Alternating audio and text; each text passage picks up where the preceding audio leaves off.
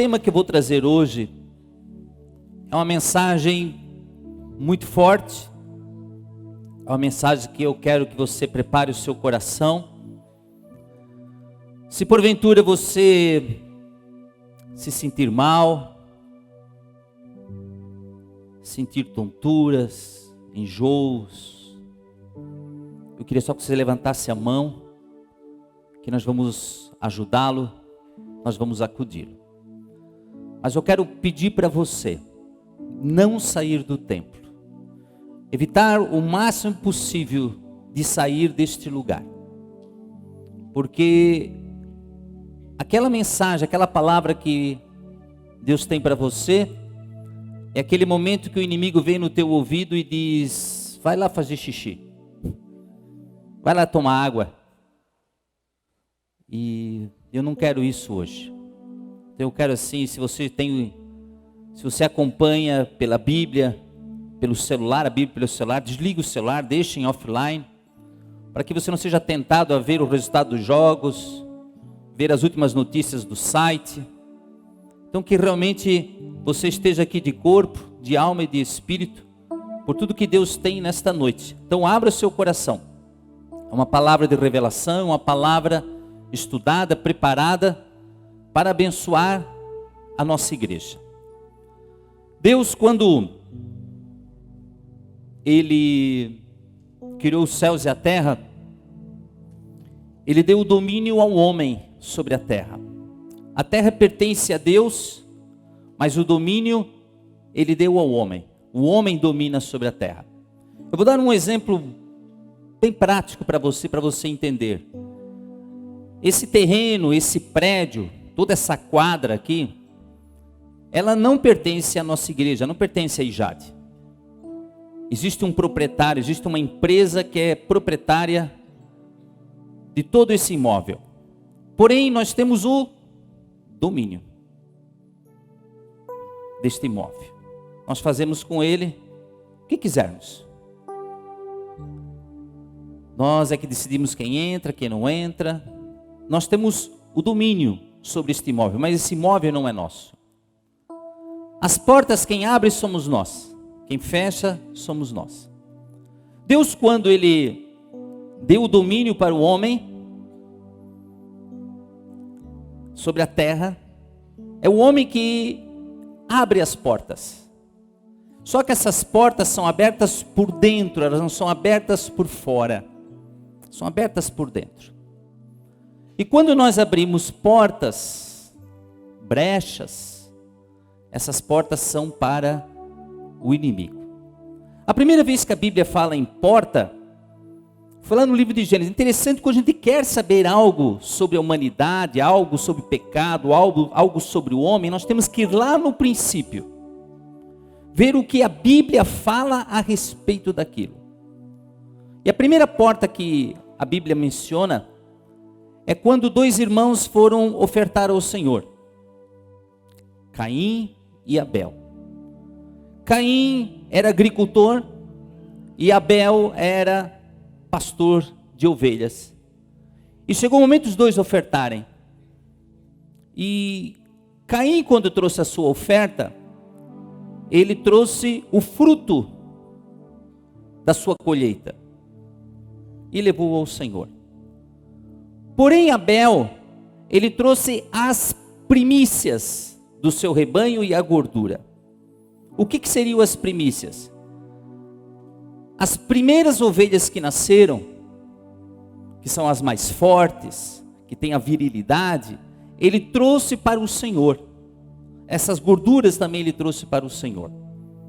E diz a palavra de Deus que Deus se agradou da oferta de Abel e se agradou de Abel. Então Deus se agradou das duas coisas.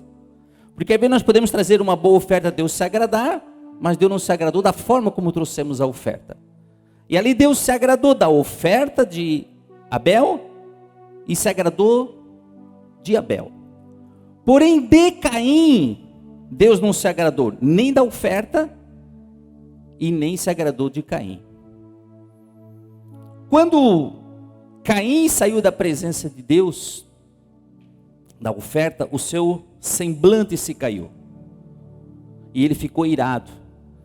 Outras versões da Bíblia diz que Caim ficou irritado e fechou a cara.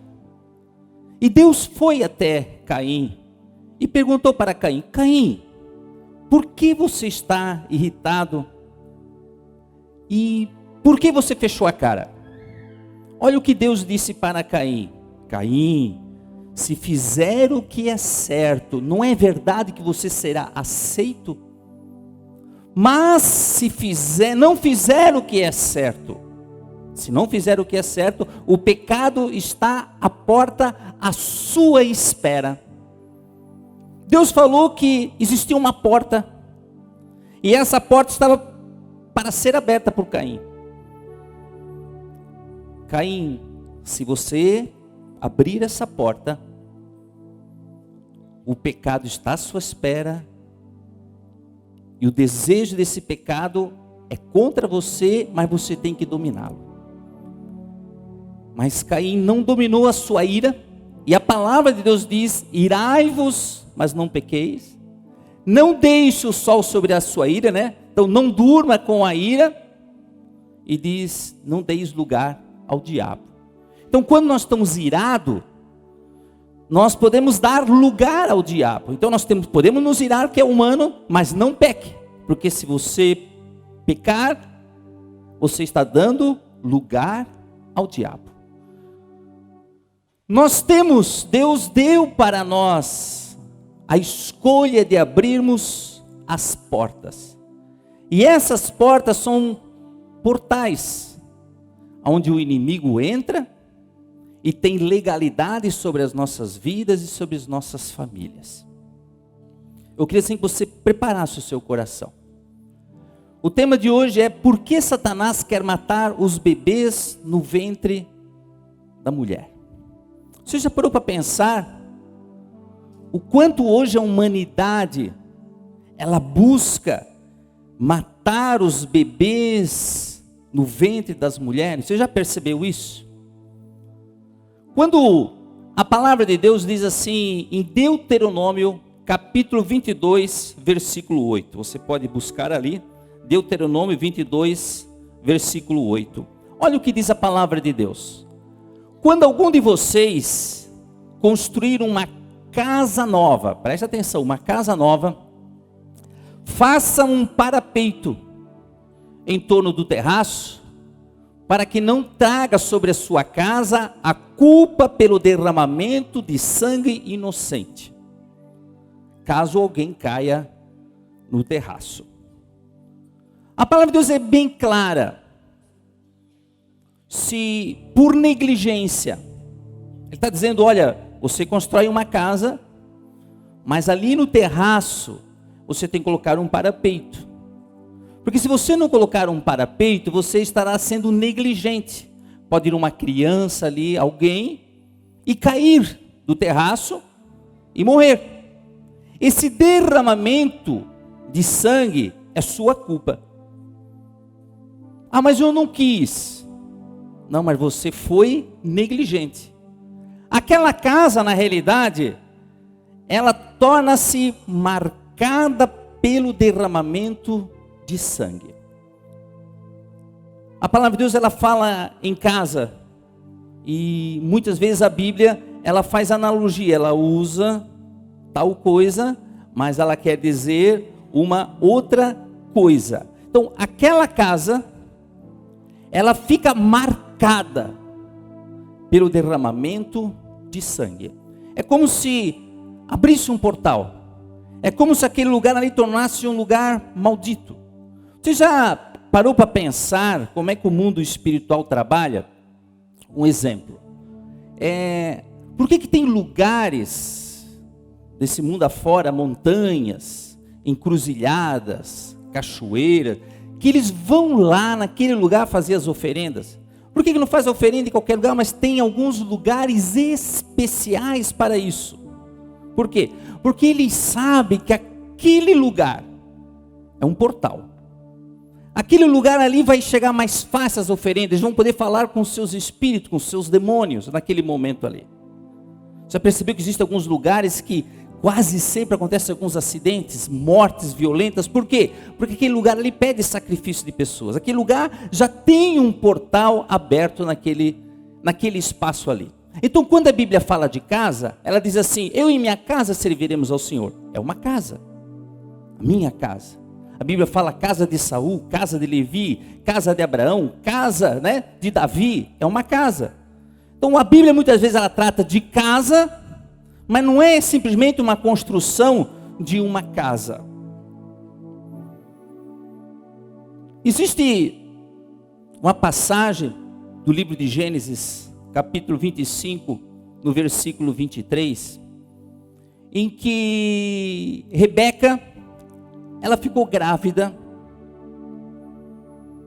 e dentro do seu ventre, aquilo começou a se mexer, e ela percebeu que dentro do ventre dela existia uma briga, uma luta. Mas como que essa criança está se batendo aqui dentro? Como que ela se bate tanto?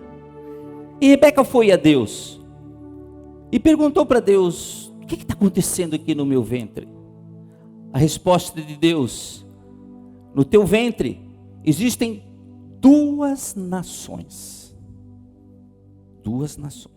Deus não disse para Rebeca: ó, dentro do teu ventre tem duas crianças, tem duas nações. Deus não tratou Esaú e naquele momento e Jacó como fetos ou como bebês naquele momento. Deus já olhou a descendência deles, o que eles fariam. Através de Esaú saíram os edomitas, e através de Jacó nasceu Israel. A nação de Israel veio de Jacó. Se Rebeca tivesse abortado essas crianças, não existiria Israel. Não existiria Israel naquele momento ali. Quando uma mulher aborta, ela não está abortando a criança, ela está abortando gerações, netos, bisnetos, tataranetos, médicos ela está abortando, cientistas, pedreiros, carpinteiros, jardineiros. Ela está abortando naquele momento não uma pessoa, ela está abortando várias pessoas, gerações, 3, 4, 5. Olha o que é Israel hoje. Mas estava ali, no ventre de Rebeca. Mas Rebeca não abortou. Mas Deus não tratou aquelas duas crianças como dois meninos. Dentro do teu ventre existem duas nações. Então as mulheres que estão grávidas aqui, quem está grávida aqui? Levanta o seu braço, só para a gente saber quem está grávida aqui, por favor. Aqui nós temos uma, quem mais? Só temos uma grávida aqui hoje à noite? Poxa, aquele Jade é tão fecunda, hoje só tem. Nós temos que orar mais para Deus, né? Não repreenda a minha oração, irmãos. Não repreende. Mas dentro do teu ventre já está ali teu filho, neto, bisnetos, tataranetos, pessoas que você nem irá ver. Está ali dentro. O Salmo 139, que a pastora Andréia fez a abertura, no seu verso 13 e no seu verso 16 diz assim: olha o que Deus diz: tu criaste o íntimo do meu ser e me teceste no ventre da minha mãe. Ele está dizendo que foi como fosse um tecido, né? Ele ia tecendo dentro do ventre. Os teus olhos viram o meu embrião. Você parou para imaginar? Deus está dizendo o seguinte: os meus olhos viram o teu embrião. Outra versão diz: teus olhos viram o meu corpo ainda informe. Quer dizer, não tinha forma. Não tinha forma de nada, não tinha cabeça, não tinha olhos. Mas para Deus a vida já tinha começado. A vida estava ali naquele embrião. Se você mata o embrião, você mata a vida, porque tudo começa no embrião. Então, Deus já dentro do ventre da nossa mãe já nos viu viu o nosso embrião. Todos os dias determinados para mim foram escritos no teu livro, antes de qualquer deles existir. Então Deus já nos conhece, já ali no embrião já estava sendo escrito a nossa história, assim como Deus disse para Rebeca, tem 2 nações ali dentro. Ali tem Jacó, ali tem os filhos de Jacó, ali já está Moisés.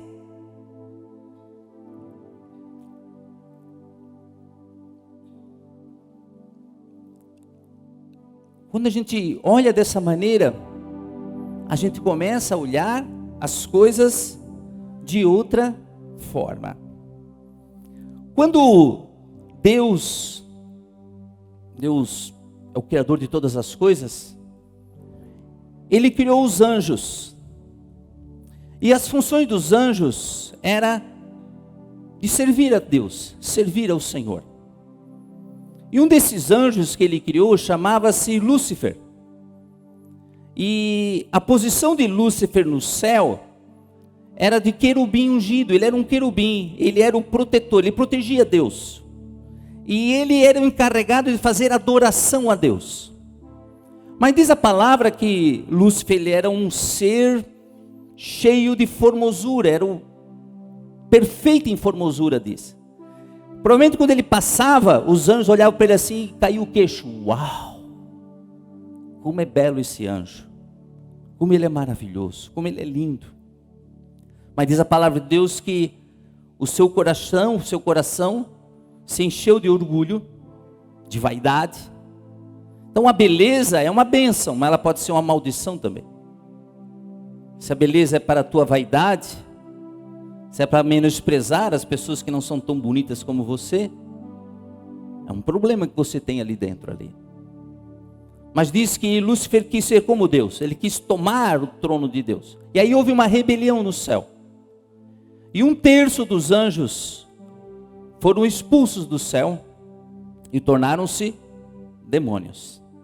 Bom, qual foi a sentença que Deus deu para Lúcifer? Primeira sentença, expulso do céu.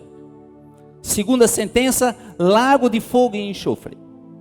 Então já tem uma sentença para Lúcifer, para Satanás. O final dele será no lago de fogo e enxofre que arde para sempre. E lá ele ficará por toda a eternidade. Então ele teve essas 2 sentenças. Quando ele levou o homem a pecar, Adão e Eva pecaram, ele imaginou assim no seu coração, bom, comigo aconteceu o seguinte, eu fui expulso do céu e fui para o lago de enxofre, e vou para o lago de fogo e enxofre. Se eu fizer com que eles pequem, vai acontecer a mesma coisa com eles. Bom, Deus deu a primeira sentença. A primeira sentença foi o quê? A expulsão do paraíso. E eles foram expulsos do paraíso. Quando Satanás pensou que eles iriam para o lago de fogo e enxofre, Deus chama Satanás e diz assim: porém inimizade entre você e a mulher, entre a sua descendência e os descendentes dela. Este lhe ferirá a cabeça e você lhe ferirá o calcanhar. Satanás, mas como assim? Não vai mandar para o lago de fogo? Não. Eu coloquei uma inimizade entre você e a mulher. Da mulher, do ventre da mulher vai nascer aquele que irá ferir a tua cabeça. E Satanás então, poxa, vou acompanhar esse negócio aí. Onde é que vai, como que nasce do ventre? Como é que esse negócio, Satanás nunca viu ser produzido nada, criado nada, saído do ventre. Aí saiu Caim, saiu Abel. Abel adorava o Senhor, ele imaginou, deve ser Abel. Aí fez com que Caim matasse Abel. Ele foi olhando a história da humanidade. Aí teve Enós, que era filho de Sete. Sete era filho de Adão, neto de Adão. E Enós começou a invocar o nome do Senhor. Então ele foi olhando, não era Enós, não era Noé, não era Moisés. Não era nenhum desses personagens. Até que veio Jesus Cristo. Então a promessa era para Jesus. Porém, olha só, irmãos, a promessa era para Jesus Cristo. Mas a palavra de Deus, ela diz que nós temos poder. O que diz? O que Jesus disse para a igreja? O que Jesus disse para você? O que Jesus disse para nós? Eis que eu dei a vocês autoridade para pisarem cobras, serpentes e escorpiões, e sobre todo o poder do inimigo, e nada, absolutamente nada lhe causará dano. Satanás, ele olha para nós como inimigo. Então o que Satanás tenta fazer? Ele tenta abortar as crianças no ventre, porque ele sabe que se esta criança servir ao Senhor e se converter, esta criança irá pisar na sua cabeça quando crescer. Então são sementes que acontecerão. E por que as pessoas abortam? Quais são os motivos que as mulheres abortam? Alguns motivos. Eu não quero ter um filho solteiro. É um motivo. Meus pais não aceitariam a gravidez. Olha, eu fui para a cama lá para fazer sexo, eu não fui para a cama para fazer filho. Filho, eu não fui para fazer filho, então eu vou abortar. Esta criança, se nascer, atrapalhará todos os meus projetos. Tudo que eu estou pensando, essa criança não é bem-vinda. Então eu não quero essas crianças. Eu engravidei do homem errado.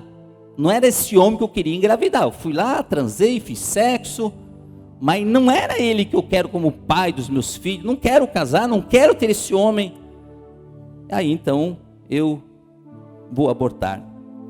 A pressão do namorado, a pressão do amante, às vezes pode ser o amante, ou até dos pais. Então aquela pressão, tu tens que abortar, tu vai abortar. Filha, tu vai abortar, minha filha. O namorado, você vai abortar porque não quero essa criança. Então a pressão de todas essas pessoas, e às vezes até a vergonha da exposição. A vergonha da exposição faz com que a mulher, ela venha então abortar. Então, existe N motivos para a pessoa abortar. Mas, mesmo esses N motivos, levam a pessoa a abrir uma porta no mundo espiritual. Então, quando nós lemos ali que se você não colocar o parapeito na casa e alguém cair, e ali haverá derramamento de sangue, então, no ventre da mulher, houve derramamento de sangue.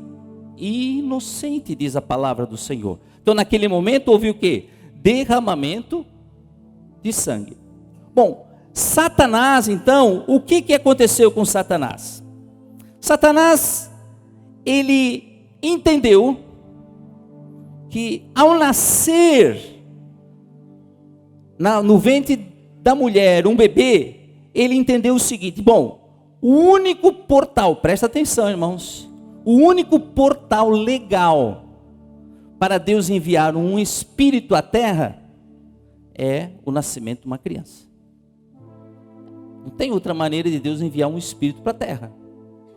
Porque a palavra de Deus diz que o espírito pertence a Deus. Aí tem um embrião, o que Deus faz? Deus envia um espírito para essa pessoa.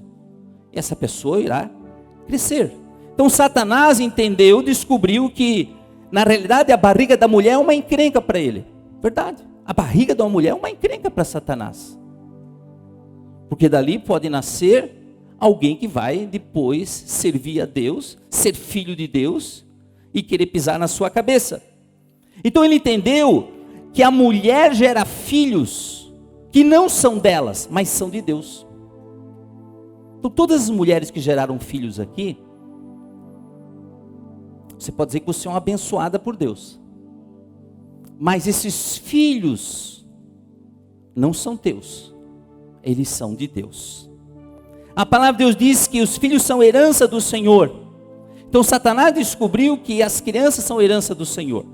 Então se a criança nasce, o que Satanás tenta fazer? Ele tenta corromper a criança. De forma que quando esteja na fase adulta, não venha a servir a Deus. Já percebeu como que o mundo investe nas nossas crianças? Ontem nós tivemos aqui a festa das crianças. Tivemos o encontro de crianças sendo baseadas no Espírito Santo, crianças cheias do Espírito. Ontem criança aqui se divertindo. Mas o mundo, irmãos, eu quero dizer agora assim, Deus, Ele não brinca de ser Deus, e nem o diabo brinca de ser diabo. Se tem uma coisa que Satanás quer, é corromper as crianças. E como é que ele corrompe as crianças? Ideologia de gênero é uma corrupção das crianças. Ele tenta corromper as crianças. Corromper com violência sexual, abuso sexual, tirando a inocência da criança, para que a criança já assista vídeos pornográficos, se vá para o homossexualismo. Então, a gente vê hoje um ataque muito grande do diabo. Então, Satanás descobriu que a mulher gera um filho, esse filho cresce, morre, volta ao pó, mas o espírito volta a Deus. Então tudo isso aí Satanás descobriu. E ao descobrir tudo isso, sabe o que Satanás fez? Ele pegou todo o seu inferno, a sua artilharia e jogou contra a humanidade. Como? Clínicas de abortos, leis que facilitam o aborto. Você já viu a pressão que está para legalizar o aborto no Brasil? Eles querem legalizar o aborto no Brasil. Você pode dizer, mas quantas mulheres que são vítimas do aborto clandestino?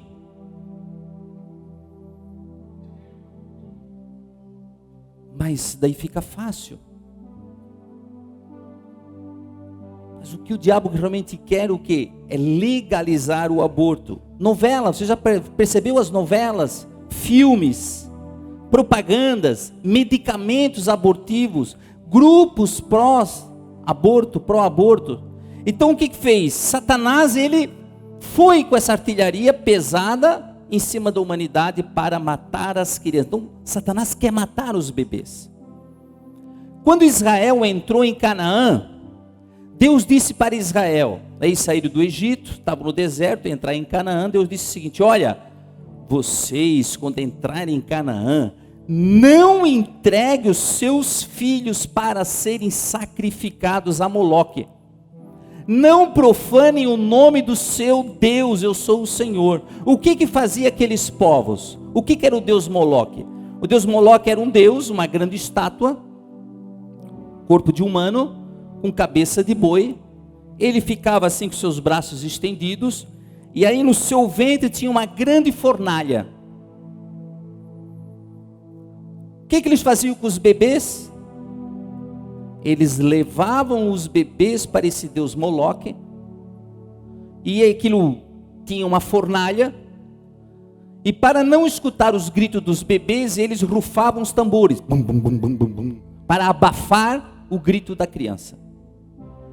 Para que eles faziam isso ali? O Deus Moloque exigia a orgia sexual, então tinha relações sexuais ali naquele momento, mas era para a colheita. Eles queriam grandes colheitas, eles faziam essas oferendas, eles sacrificavam crianças para obterem colheitas a esse Deus Moloque. E Deus disse: vocês não vão fazer isso, não façam isso. Eu sou Deus, não profanem o meu nome. Jeremias, ele disse assim, Jerusalém foi sitiada pelos babilônios,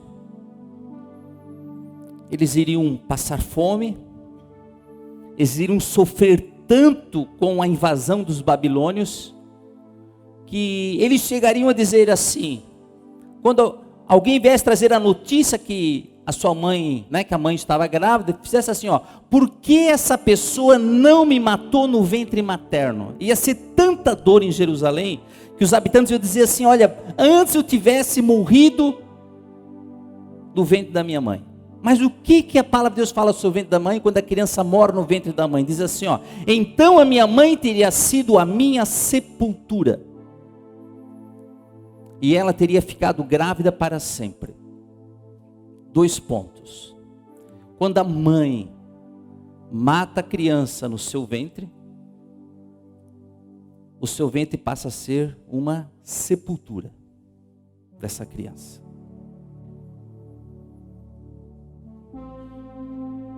E os outros filhos que nascerem? Nascerão de uma sepultura.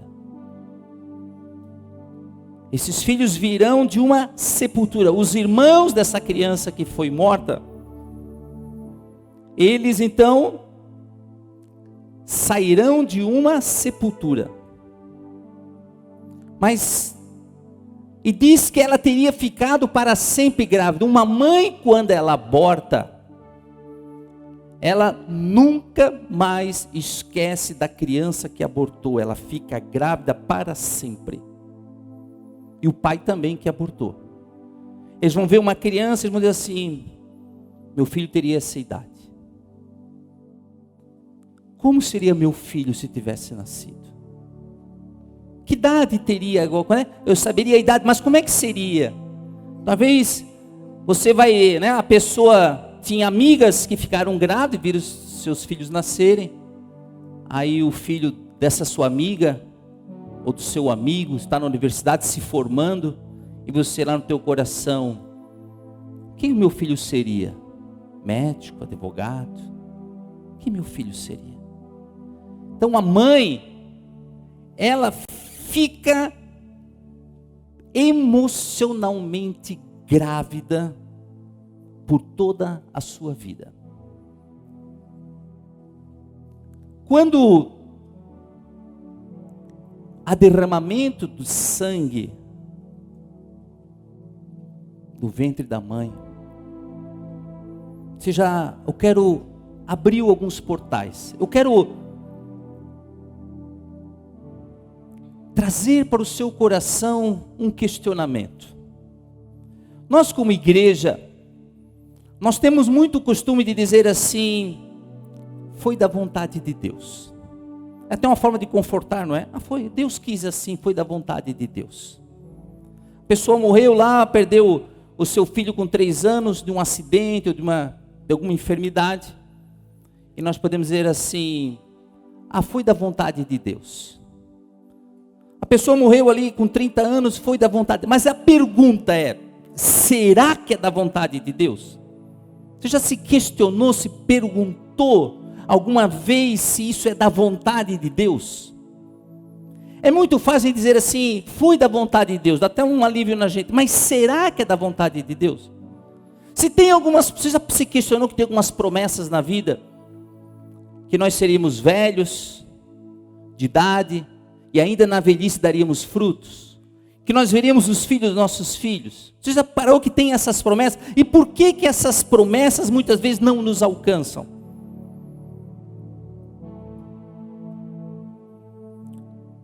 Quando a mulher aborta, ela abre o seu ventre para espíritos de morte. Porque o seu ventre é uma sepultura. E as pessoas que forem geradas desse ventre, as gerações, haverá mortes prematuras, acidentes frequentes, crianças que vivem assustadas e doentes. As pessoas na família começam projetos, não terminam, abortam esses projetos. A mulher, ela tem frigidez na sua vida sexual, falta de libido, e o homem impotência masculina. Eu vou falar aqui para frente. Antes do aborto era folgosa, queria sexo, abortou, perdeu todo o seu libido.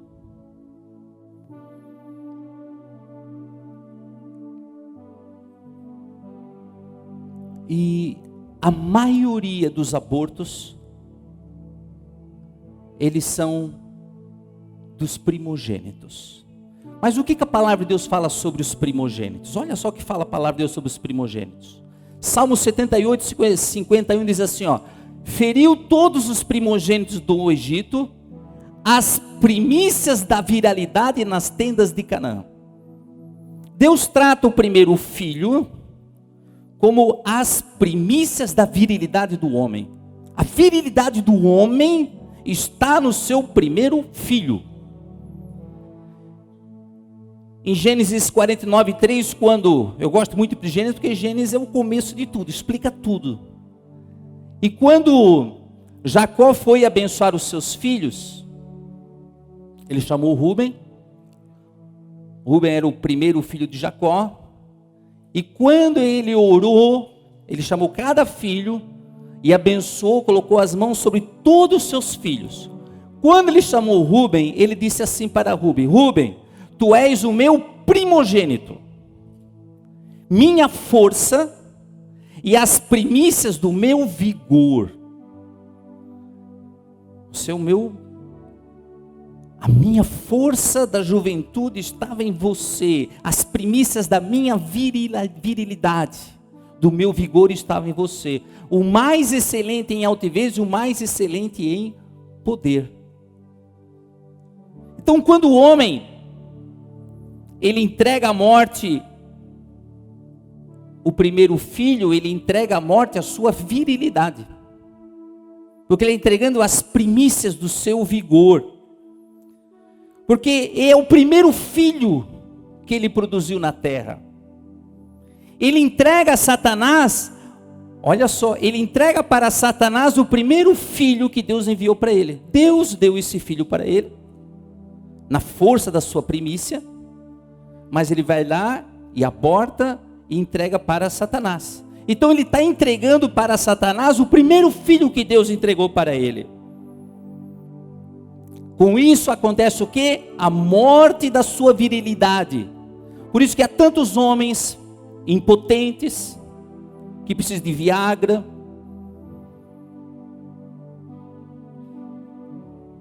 são estéreis, perderam o seu vigor sexual. Por quê? Porque a primícia da sua virilidade, a primícia do seu vigor, ele matou. Aí a pessoa, ela tem uma enfermidade, ela vai no médico para ver se explica a origem do seu corpo. O médico faz um monte de exames e não descobre a sua enfermidade. Vai no psiquiatra, no psicólogo, não se descobre a sua doença. Mas quando vai se investigar a sua vida espiritual, se pergunta para a pessoa: você fez aborto? Você financiou? Ajudou? Aconselhou? Porque o aborto não é só a pessoa abortar. Presta atenção que o pastor vai falar. O aborto não é só a mulher abortar. É a pessoa que incentiva, a pessoa que aconselha, a pessoa que leva a irmã ou a prima na clínica para abortar. Ou você soube lá no seu trabalho que uma moça ia abortar e você escutou, mas não fez nada. Vamos supor que você tivesse no seu trabalho, alguém tivesse cochichando lá, dizer: oh, hoje eu vou matar o meu chefe, ou eu vou matar uma pessoa. Se você escutasse isso, o que você ia fazer? Você ia ficar quieto? Não, você ia dizer: pô, o cara quer matar alguém, eu vou avisar. É a mesma coisa do aborto. Se você tratar o aborto como um feto, um pouco de carne, e não como uma vida, então isso para você não tem problema. Mas hoje eu estou dizendo para você que não é assim. Se você financiou, se você ajudou, aconselhou, se omitiu, você está participando desse aborto também. Tudo isso aí que eu estou falando faz parte para você também. Talvez você está impotente hoje por causa disso. Então a pessoa descobriu-se que ela fez o aborto, Então, a depressão, irmãos, a depressão ela tem muitas raízes, mas uma das raízes principais é o aborto. Porque espíritos de morte se alojaram no ventre da mulher. E os demônios podem atacar em qualquer área da vida dessa mulher e levar ao suicídio. Podem nascer filhos deformados, filhos doentes, históricos de morte prematura na família. No livro de Êxodo, capítulo 20,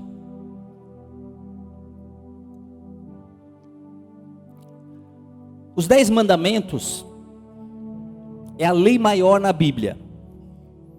O Brasil tem a Constituição Federal que nós chamamos de Carta Magna. Nenhuma lei pode ser feita ferindo a Constituição, que é a Carta Magna. Então todas as leis têm que estar de acordo com a Constituição. Você quer fazer algo, você quer que aquilo ninguém mexa, bota na Constituição, que é a Carta Maior, é a lei maior.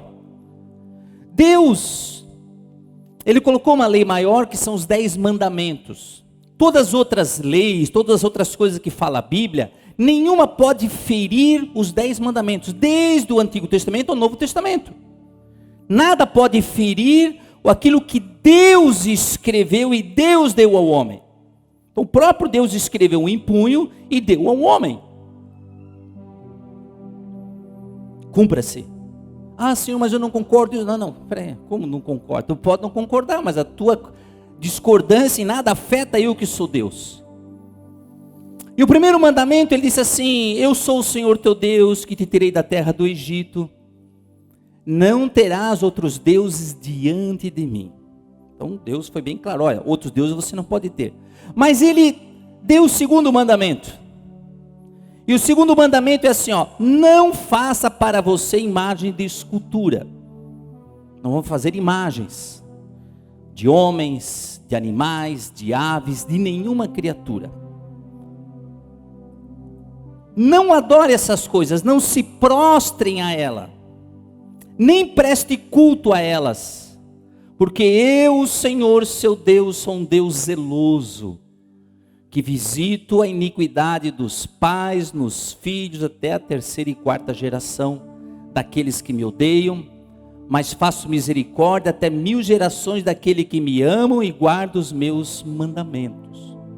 O que o pastor quer dizer com isso? Quer dizer que Deus, você pode estar na 3ª geração de uma família que abortou. Você pode estar na 4ª geração e você não entende porque tudo dá errado na tua casa. Você não entende por que o avô se suicidou, teu tio se suicida, teu primo suicidou-se. Você não entende por que há tanta enfermidade na família. Mas você pode dizer assim: mas que Deus é esse? O que eu tenho a ver com o pecado do meu avô? O que eu tenho a ver com isso? É porque Deus trabalha no mundo espiritual. O homem abre portas.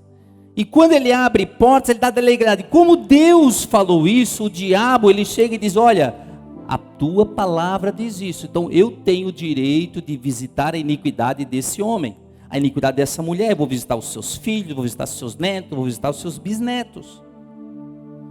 Mas ao mesmo tempo, ele faz misericórdia e age de bondade com aqueles que fazem o bem, daqueles que amam a Deus e guardam seus mandamentos. Guardando os mandamentos dele, fazendo o bem, ele vai fazer misericórdia com milhares de gerações.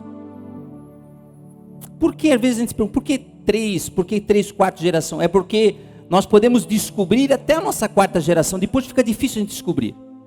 Tenho certeza que você consegue saber sobre a sua família, até o teu bisavô, trisavô. É só perguntar lá para a vovó, perguntar para os mais velhos, como é que era aquela pessoa, como é que era, não sei o quê. Então, às vezes a gente vê nossos velhinhos, idosos no asilo, parece que são tão queridinhos, fofinhos, dá vontade de dar um beliscão neles. Mas tu vai ver a vida deles, tragédia, terra arrasada, Aí você pode dizer assim, não pastor, olha, eu abortei, mas minha vida é tudo bem, meus filhos são saudáveis, eu não tenho o que reclamar, mas tu não sabe como é que vai ser teus netos, não sabe como vai ser teus bisnetos, porque a legalidade é até a 3ª e 4ª geração. O livro de Hebreus, que é no Novo Testamento, ele fala sobre o dízimo, e ele fala quando Abraão, ele voltou da guerra com seus despojos, e ele encontrou Melquisedeque. Melquisedeque é um tipo de Jesus Cristo, ele era rei e sacerdote. O que Abraão fez? Abraão pegou todos os seus dízimos e entregou para Melquisedeque. Mas olha o que a palavra de Deus diz. Pois quando Melquisedeque se encontrou com Abraão, Levi ainda estava no corpo do seu antepassado. Uau, como assim, pastor? Eu estou dizendo que no meu Abraão, eu sou Abraão, no meu corpo está Isaac, que é meu filho, no meu corpo está Jacó, que é meu neto, e no meu corpo está Levi, que é meu bisneto.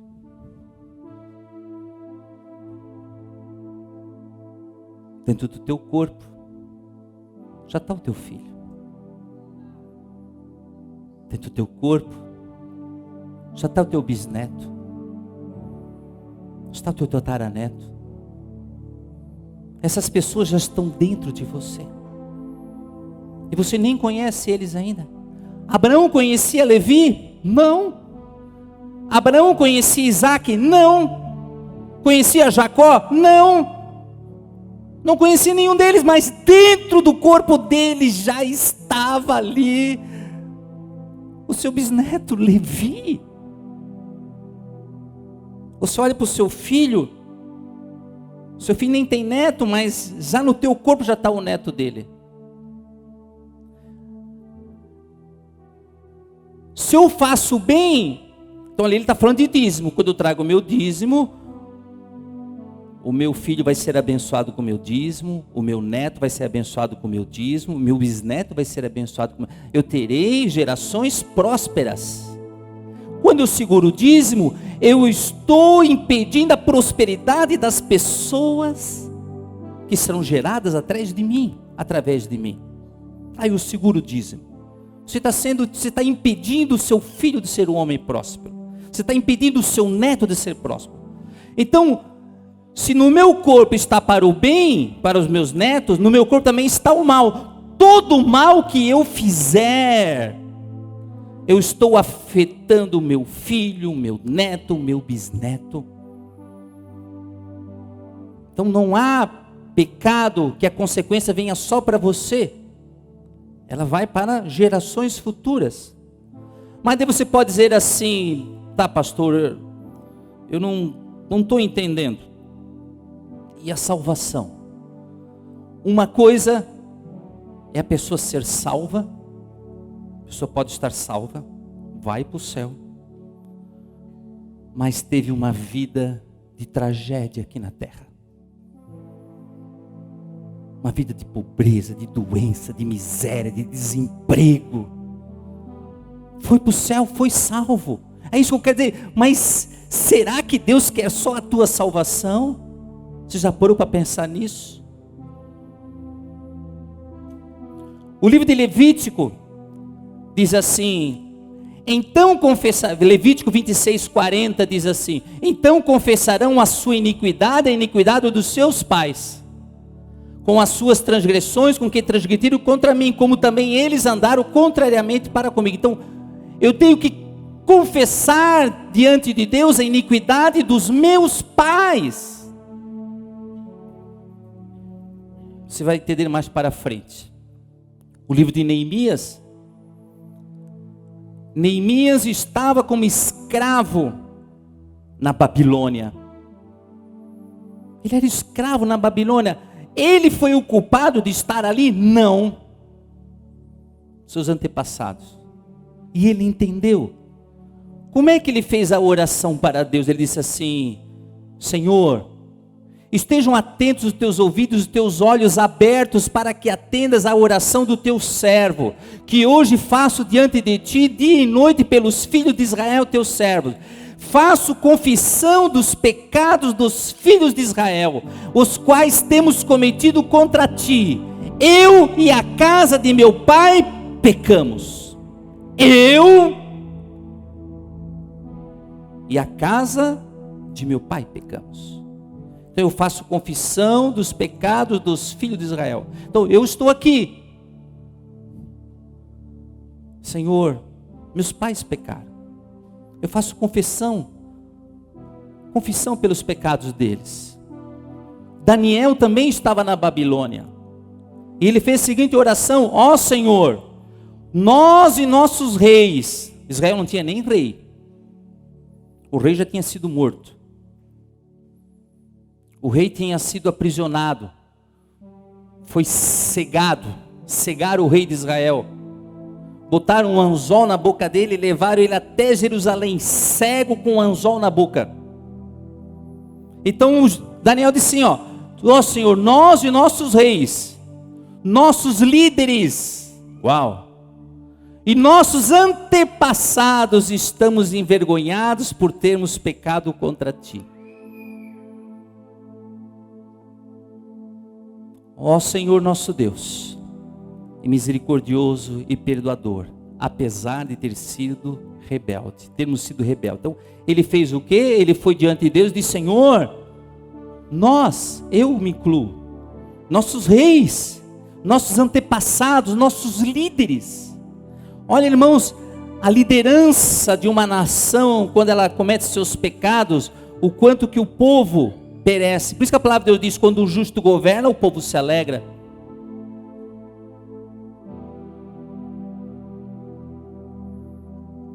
Não demos ouvidos, Daniel continua, não te demos ouvidos, Senhor nosso Deus, nem obedecemos às leis que nos deste por meio dos teus servos os profetas. Todo Israel tem transgredido a tua lei, se desviou, recusando-se a te ouvir. Por isso, as maldições e as pragas escritas no livro de Moisés, na lei de Moisés, servo de Deus, têm sido derramadas sobre nós, porque temos pecado contra ti. Doenças, enfermidades, prisões, tudo anda errado. Por quê? Porque nossos antepassados. Então eu peço perdão pelos pecados deles. O aborto, ele é o pecado mais escondido que se tem notícias. Muitos se casam e não fala para o seu cônjuge que abortou. Nem o homem que engravidou uma menina e ela engravidou e ele mandou fazer aborto, ele entra no casamento e não fala nada. A mulher engravidou, abortou, entra no casamento e não fala nada. O marido não sabe que a mulher abortou, ou vice-versa. Aí depois o marido que abortou fica estéril, fica impotente, mas porque abortou. A mulher frígida, não tem desejos nem libidos, porque abortou, e o marido não entende. Pô, mas será eu sou o culpado? Eu te amo? Não, é que ela abortou. Aí vem um monte de enfermidades na família, e eles não sabem. O marido não sabe que a mulher abortou, a mulher não sabe que o marido abortou.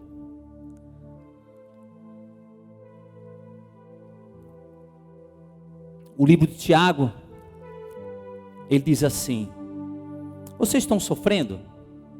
Orem.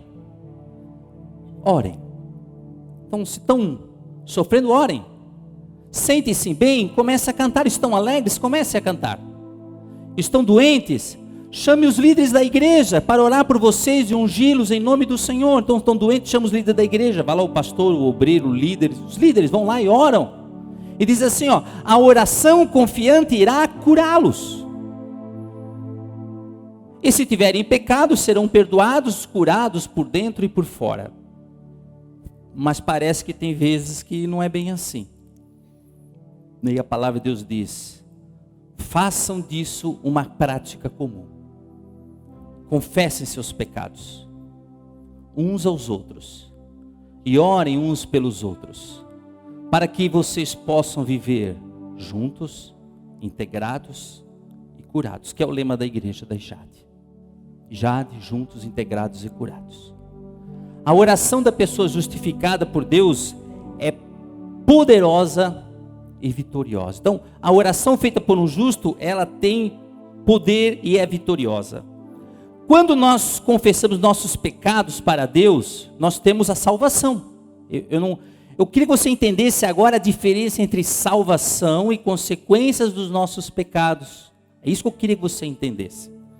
Quando eu confesso meu pecado e peço perdão e me arrependo, eu sou salvo por isso. Se há arrependimento, eu sou salvo por isso. Mas Deus quer só a tua salvação? Não. Quando nós confessamos nossos pecados para Deus, nós temos uma resposta de vida eterna. Somos salvos, mas a questão não é só a salvação, mas as consequências das iniquidades das gerações que nos antecederem e nós também. Então, quando nós confessamos nossos pecados um ao outro, o que nós estamos fazendo? Está havendo concordância na terra e haverá concordância no céu. Quando há concordância na terra e a concordância no céu, nós fechamos a porta que foi aberta no mundo espiritual.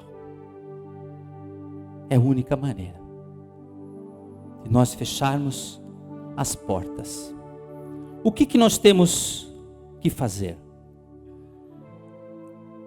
Primeiro, o pastor me trouxe todos esses problemas, eu estou vendo que isso faz parte da minha família, eu ajudei um amigo a abortar, eu aconselhei alguém a abortar, eu até emprestei dinheiro para uma pessoa que não tinha dinheiro, eu abortei, eu dei lá até a pessoa pediu um chazinho lá, eu falei, eu tenho um chá tal, eu fui lá na farmácia e comprei o remédio abortivo, eu fiz sexo e comprei a pílula do dia seguinte.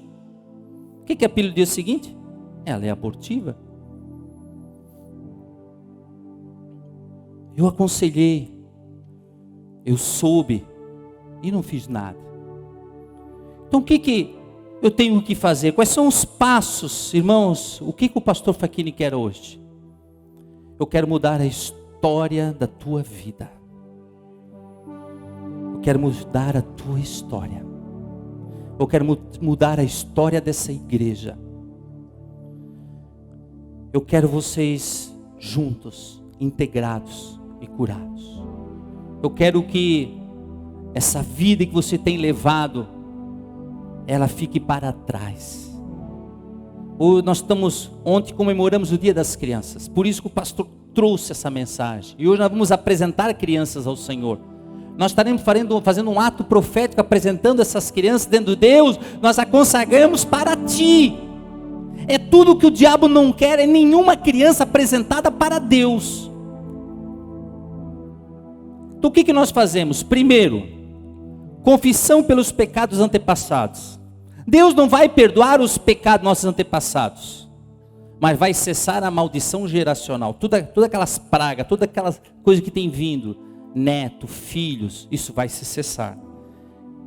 Meu avô pode estar no inferno, não vou salvar a alma dele. Não tem oração para salvar a pessoa que já morreu. Não existe na Bíblia isso. Eu não vou fazer oração, mas os pecados deles eu vou confessar. Senhor, meus antepassados, meus avós pecaram contra Ti. Talvez você saiba, você deve estar sabendo, tua bisavó, tua avó. A confissão e arrependimento do pecado de aborto. Eu confesso e me arrependo. Confessar não é contar o pecado, mas tem que se arrepender.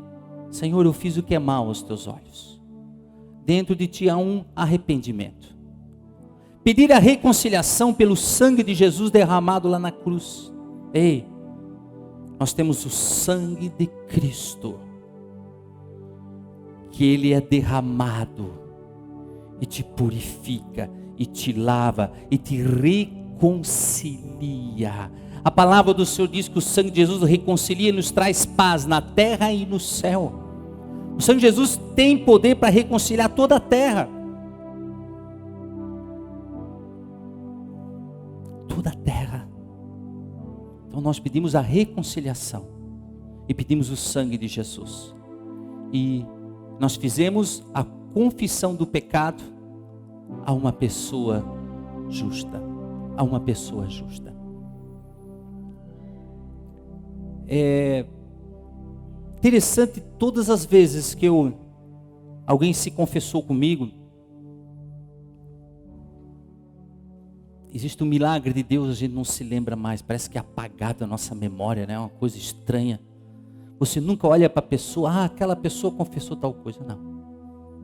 Deus parece que apaga da nossa memória, a gente nunca olha para alguém, não, ao contrário. Só que é a única forma de você ser liberto e quebrar isso.